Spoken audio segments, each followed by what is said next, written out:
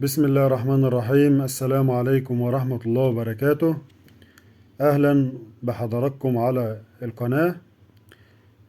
فيديو اليوم إن شاء الله الأربع 24/5/2023. إن شاء الله في الفيديو ده هنتكلم عن الأسعار اليومية للرز الشعير والأبيض والمخلفات، وأسعار الذرة والفول والقطن والقمح. قبل ما نبدأ، يا ريت اللي مشتركش في القناة يشرفني باشتراكه في القناة، واعمل لايك للفيديو عشان يصل لغيرك ويستفيد بالأسعار اليوم. هنبدأ إن شاء الله مع بعض بأسعار الرز والسوق. النهاردة في الرز في عرض، ما هوش العرض الكتير بس في عرض. طبعا العرض ده نتيجة للناس اللي بتبيع الرز دلوقتي. موجود من زمان، عند ناس من زمان، من أيام ما كان رخيص، وموجود عند ناس برضو رز وهو غالي. فالرز النهاردة اللي كان عنده رز رخيص، يعني اللي كان شارب 10 وب8 وب12. طبعا اللي شارب 18 وب19 لسه ما بيفكرش في البيع، ومش عاجبه مش عاجبه أسعار السوق دلوقتي. طبعا لو بيسأل عن أسعار فقط لا غير. حتى اللي عنده شكارتين، مع احترامي ليه، يعني بيسأل برضه، فبتحس ان السؤال كتير بس العرض ما هواش كتير.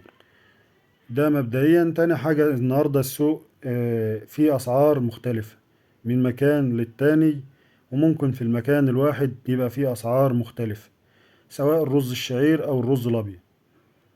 فدي نتيجة لعدة عوامل، يعني منها موضوع النقدية والفلوس. الكاش بيشتري أقل شوية، والأجل بيشتري زيادة شوية.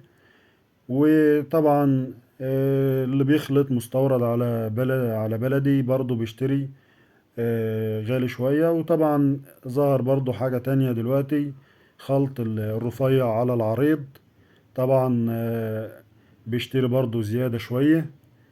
فكل مكان ممكن في المكان الواحد تلاقي أسعار. فأنا أقول لحضراتكم إن شاء الله متوسط أسعار التنفيذ اليوم في الرز الشعير.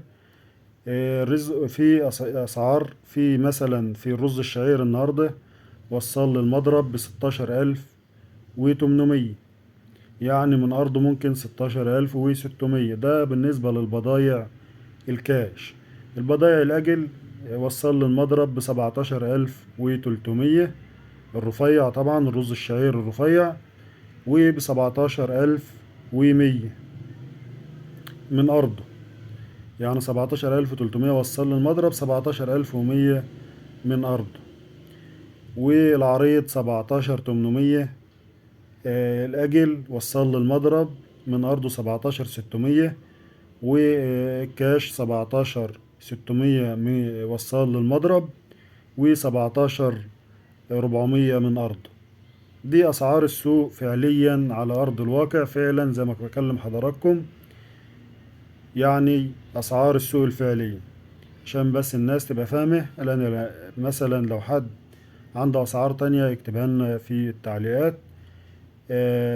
أنا لا بشتري منك ولا أنت بتشتري مني، ولا أنا ببيع لك ولا أنت بتبيع لي عشان أقول لك أسعار مش موجودة في السوق. أنا بقول لحضراتكم على الأسعار الفعلية اللي موجودة في السوق فعلا على أرض الواقع.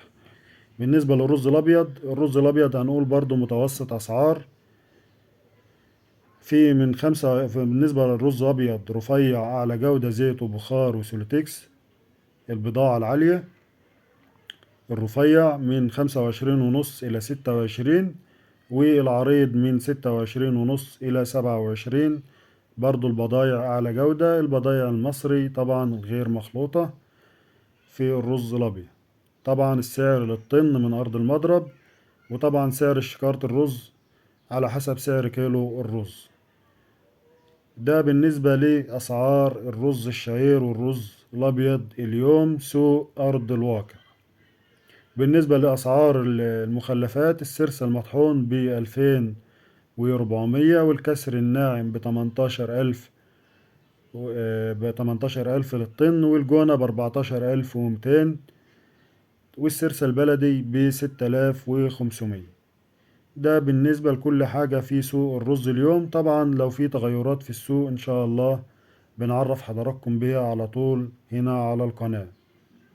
بالنسبة لأسعار القطن، طبعا في المحالج تم مد استلام المحالج لآخر الشهر.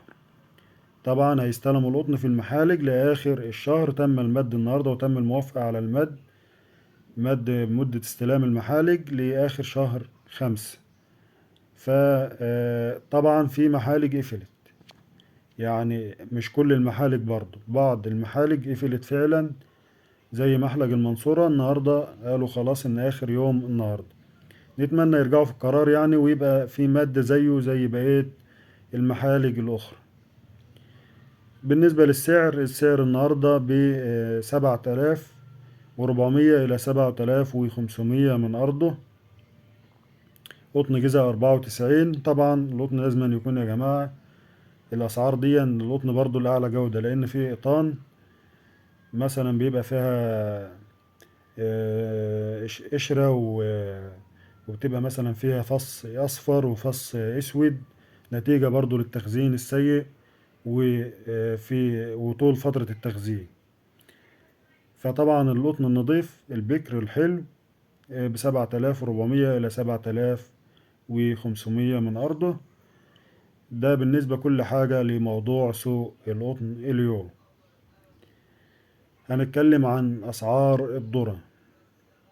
أسعار الذرة النهاردة فيها ارتفاع ملحوظ.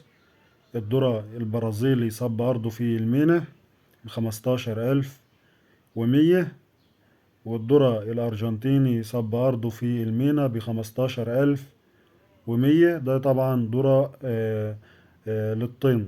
أسعار الذرة بالطن. سعر القطن بالإمتار 157 كيلو ونص. بالنسبة للذرة الأوكراني ب13200 صب أرضه في المينا. بالنسبة للصويا، الصويا هي اللي فيها نزول 500 جنيه. في الصويا ال44 ب36 وال46 ب37. برضو الصويا بالطن صب برضو في المينا. ده بالنسبة لأسعار الذرة. الذرة المحلي النهاردة فيها ارتفاع، يعني الذرة النهاردة الأصفر في ارتفاع لدى التجار اليوم ب16000 الأصفر، والأبيض ب15500. ده بالنسبة للذرة المحلي لدى أغلب التجار اليوم. بالنسبة لأسعار الفول البلدي النهاردة، الأسعار الفول البلدي الرفيع الأرداب ب155 كيلو بين 4100 إلى 4300، والعريض تقريبا نفس السعر. وبالنسبة لأسعار القمح ثابتة مفيش فيها تغيير، أسعار توريد القمح. إن شاء الله أشوف حضراتكم في فيديو جديد. أنا كنت بفكر أعمل لحضراتكم بس مباشر على القناة، لو في وقت إن شاء الله وأمكن هبقى أعمل لحضراتكم بس مباشر.